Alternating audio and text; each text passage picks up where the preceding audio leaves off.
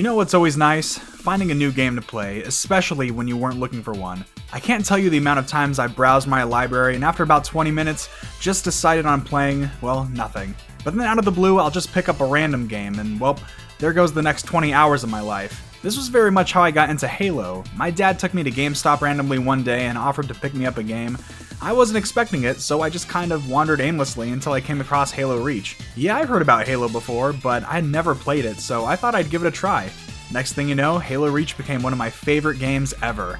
There were other times that I had the chance to play something new, whether it was at a friend's house or just one of those displays that they used to have set up in like Target or Toys R Us back in the day. But one experience that really stood out to me was this one time when I spent the night at my cousin's house. Now, this wasn't one of those sleepovers that you hear about in the movies where the kids go on some grand and awesome adventure. This was one of those sleepovers where your aunt and uncle tells you guys to go to sleep at 7, your little cousin falls asleep in the next 10 minutes, and you're up for the next 5 hours, absolutely wired because you can't go to sleep. And it's quiet and it's cold, so you try to look for a blanket but you don't want to wake anybody up, so you have to get creative and use some baking sheets or coat hangers or some shit just to keep you warm. But in the time between that and falling asleep, my cousin did have something that made me forget about all of that. See, he had an Xbox, and inside of that Xbox was the most radically tubular game I had ever played. And that game was Disney's Extreme Skate Adventure. This game was the sole reason why I survived that sleepover, and after recently remembering that experience, I knew I had to revisit it. So now, I don't know about the rest of you, but I don't really associate the words Disney and Extreme together, unless you count that Goofy movie, of course. That shit goes hard. With that being said, I wasn't super into Disney growing up, but I'll admit, seeing Woody hit a gnarly ollie in the middle of Andy's room had me all... well, let's just say that wasn't the only gnarly Woody in the room. Seeing that alone was enough to have me hooked. If you couldn't already tell, Disney's Extreme Skate Adventure pulls heavily from the Tony Hawk series of games. In fact, it was made with the same game engine as Tony Hawk Pro Skater 4. The game really wants you to know this because it says so right on the back of the case, baby. The Tony Hawk Pro Skater games were famously developed by Neversoft, but this time around, Activision, their parent company, decided to go with Toys for Bob for development, who would later go on to create and develop Skylanders. I've never heard of Toys for Bob, but if their quality as a developer is as good as their intro, then I think we'll be in good hands.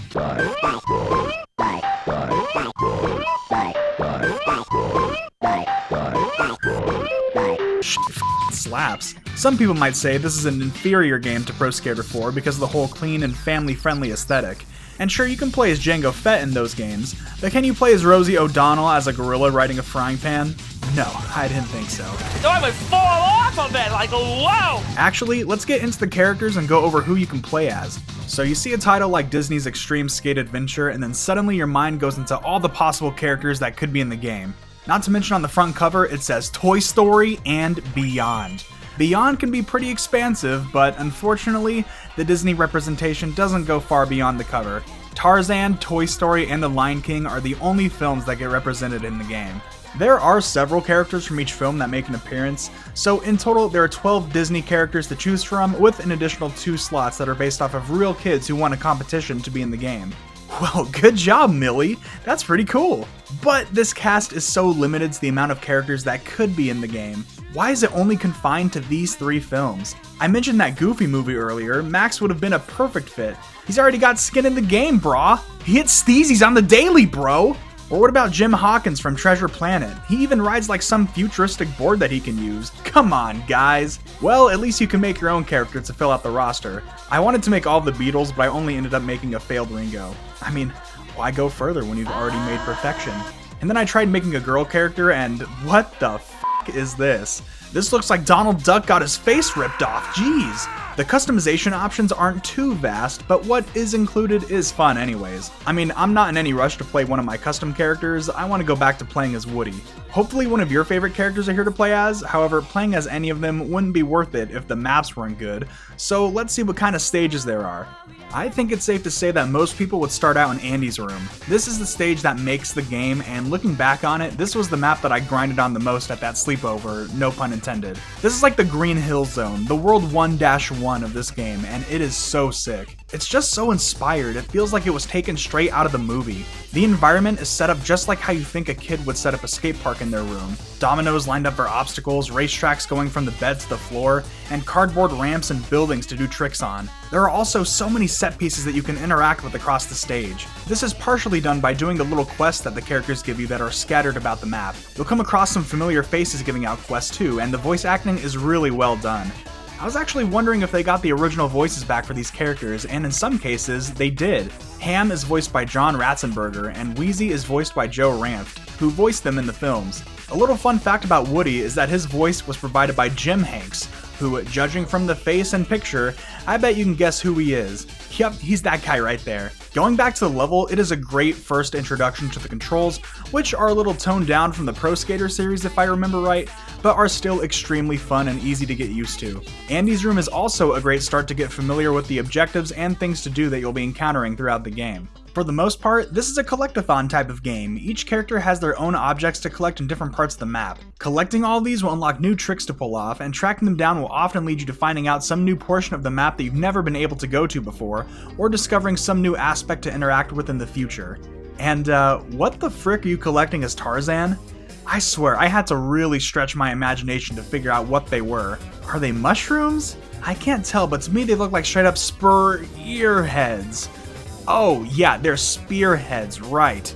Anyways, each level has some sort of interactivity in one way or another. My favorite probably has to be from the Clayton ship stage. This stage is super easy to fall off of, but if you do, there's this nice little piece of flavor text that says that giant squids toss you back on board. It's a funny little way to say how you got back onto the ship, but later you can actually reveal this hidden squid that is just ginormous. So I guess a giant squid really did toss you back on board. The way that this Lovecraftian beast is animated and how it looks would have 100% scared me as a kid. I know this because I nearly pissed myself finding this out now. Despite the interactivity with the levels, I would say that half of them are a little boring and confusing to navigate, especially the Lion King levels. It might be because I wasn't all that into the Lion King as a kid, but I'm just not interested in playing as these characters or on these stages. The first stage, Pride Rock, has this objective where you have to follow the yellow mist. But with all these animals running and skating around all over the place, yeah, I don't think that's yellow mist, that's yellow piss, bro, and it just stays there forever. Then you have the Elephant Graveyard, which is like this bleak contrast from the rest of the levels. It stands really out of place with this dark scenery and theme, and there's even a segment where you have to collect elephant spirits. Like, what the f, bro, what is this game rated? And you can even play as Tontor. Oh my god, I hope he doesn't see this level. The Lion King isn't the only one with bad levels though. 2 of 3 of the Tarzan ones are pretty mid, and even Toy Story has one that's not that great either. Still though, the good levels really outweigh the bad ones here. And besides Andy's Room, Pizza Planet, The Human Camp, and Scars Canyon are all phenomenal. Especially Pizza Planet. Like, come on bro, you can't tell me that's not sick. I do have to mention one other level that you get to go to by selecting the Create a Skater character, and that's Ollywood. This acts as sort of a hub world between the stages, but it is a unique map in its own right. You can travel to any stage freely from here, but there's something that this stage has that no other one can even come close to, and that's f***ing McDonald's. Yes, McDonald's. This isn't some fake off-brand fast food restaurant that they made for the game like McRonald's or some shit. This is literally Mickey D's itself, gold arches and all. This is crazy to me, and I was not expecting to find this here. There's some other brands scattered throughout the stage too, but this takes the value meal cake. You can even, no joke, work for them by delivering food to people around the area, and you'll be rewarded not with free food, not with money, but shoes from Mr. Ronald himself.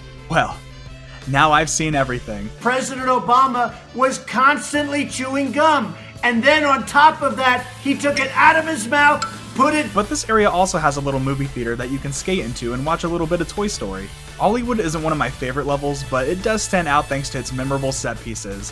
Whether you're playing on a cool map or a lame one, you can always count on the soundtrack to spice up this skating adventure. I was totally caught off guard with how good the music is. I was expecting some generic kid-friendly soundtrack, but what we got is pieces from real artists that absolutely capture that skater genre of music. You got artists like Smash Mouth, Real Big Fish, Basement Jaxx, and Lil Romeo. Oh my god, I haven't heard about Lil Romeo since Romeo. You know, that TV show that was on Nick like 20 years ago?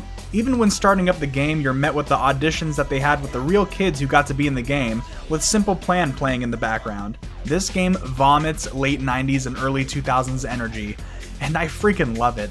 I suddenly have the urge to play with Beyblades and watch holes. Yo, has anyone seen my silly band? Thankfully, there's also the option to skip songs or even turn off the music entirely, which is a great feature to use whenever Get a Clue comes on. Then I look at me and I start to sing. Holy fuck, turn that song off. You know what's really bugging me though? Is that they have the rights to use the characters and locations from the films, but they don't have the rights to use the music? Surely that must be the case, because otherwise, why the heck isn't Phil Collins here? Could you imagine skating around as Tarzan listening to those songs? For the most part, the soundtrack is great. A couple duds here and there, Get a Clue.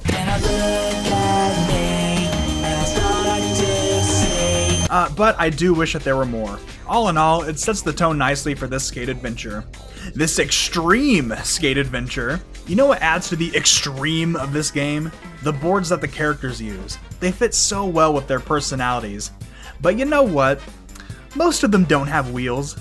Like Tarzan is just on a tribal mask, Timon and Pumbaa are on a piece of fucking wood, and Turk is on a frying pan. Maybe that's why her tricks are so fire. Wait a minute. Was that the Kurlin Neskar sound effect? Holy crap, yeah, it is! It's sitting right there! Oh my god, Picard would be so upset! Oh, who am I kidding? He doesn't care about that thing.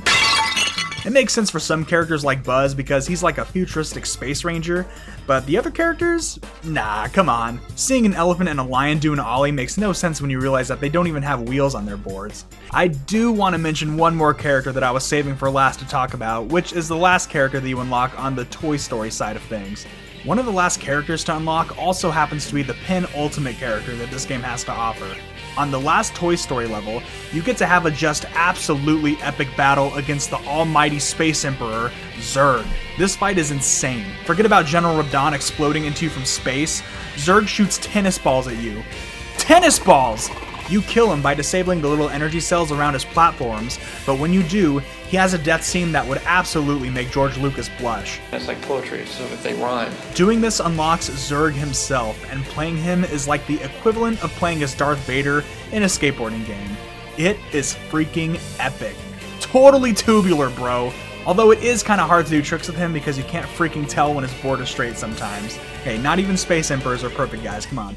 You know what I just realized? Is that playing this game in a sense is like playing with toys or action figures from your childhood. It doesn't matter if it makes sense. You can have Timon and Pumbaa ride around on a piece of wood with no wheels. Why?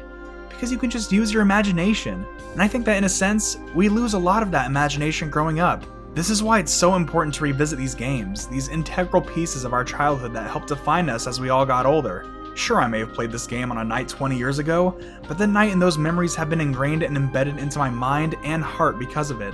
And you know, I think that's pretty special. Every time you load up the game, you're greeted with simple plans singing about how they don't want to be told to grow up, and with this game, you never really have to. You can kickflip, ollie, and spine transfer as your favorite Disney character until your heart's content. At the end of the day, I'm only really left with one feeling, and that is why the hell did they turn Jane into a little girl? She's one of the baddest Disney chicks out there.